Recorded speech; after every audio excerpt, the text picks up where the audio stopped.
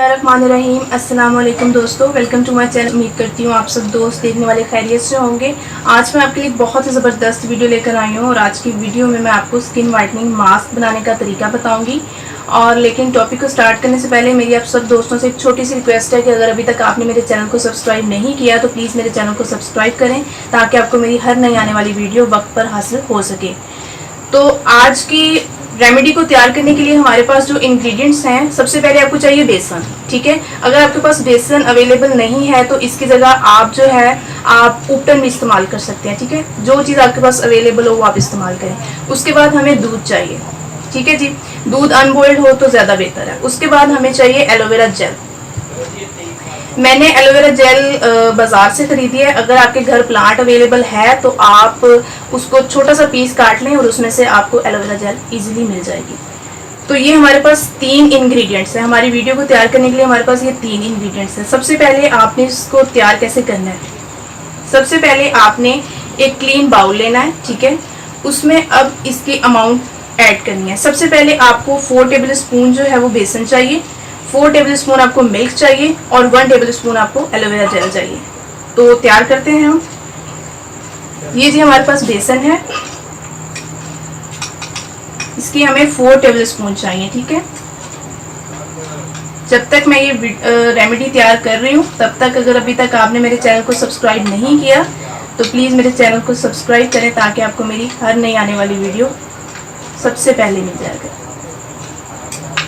ये हमने बेसन की 4 टेबल स्पून जो है वो ले लिया। ठीक है, अच्छा जी, बेहतर है कि बेसन के बाद आप दूध ऐड कर लें ताकि अच्छा सा पेस्ट बन जाए। ठीक है, मिल्क की क्वांटिटी को अगर आप पेस्ट नहीं तैयार होता तो इसकी आप क्वांटिटी में रद्द-बदल कर सकते हैं। ठीक है, कोई प्रॉब्लम नहीं है। अच्छा जी, ये हमारे पास एक पेस्ट तैयार हो जाएगा और इसको तैयार करने के बाद जो है ना हम एलोवेरा जेल बनाएंगे। एलोवेरा जेल इसमें ऐड करेंगे, इसकी मदद से हमारी पूरी रेमेडी जो है वो तैयार हो जाएगी। अब इसमें जो है हमें 1 टेबल स्पून जो है वो एलोवेरा जेल है वो हम ऐड कर लें। ये हमारे पास एलोवेरा जेल। ठीक है, इसको आपने अच्छे तरीके से मिक्स करना है ताकि आपके पास एक अच्छा सा पेस्ट बन जाए जो अप्लाई करने के काबिल हो।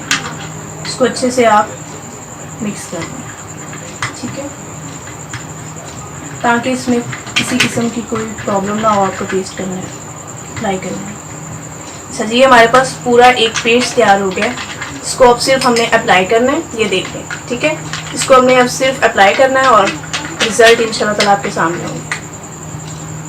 अच्छा जी, अब इसको अप्लाई कैसे करना है आपने, सबसे पहले इसकी थोड़ी सी अमाउंट जो है वो आपने, मैं आपको अपने हैंड पे लगाकर दिखा देती हूँ। आप इसको अपने फेस पे भी अप्लाई कर सकते हैं, अपने हैंड्स पे भी, फीट्स पे भी, क्योंकि ये जो रेमेडी मैंने तैयार की है इसमें तमाम इंग्रेडिएंट्स जो है वो नेचुरल है और ये आपकी स्किन को ड्राई है, ऑयली है, किस किस्म की आपकी स्किन है तो ये कोई किसी किस्म के इफेक्ट नहीं है इसका। ठीक है, सबसे पहले आपने इस तरह आपने अप्लाई करना है। ठीक है,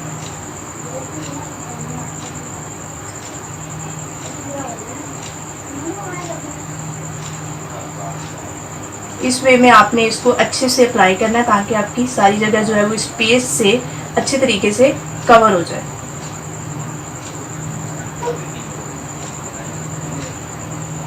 इस पेस्ट को आपने एक अच्छी सी लेयर जो है वो अपने फेस पर या अपने हैंड्स पर जहाँ भी आप अप्लाई कर रहे हैं उस पर आपने अपने फेस को एक अच्छी लेयर इस पेस्ट की मदद से एक अच्छी लेयर से कवर कर देना है। ठीक है, जैसे आप देख रहे हैं।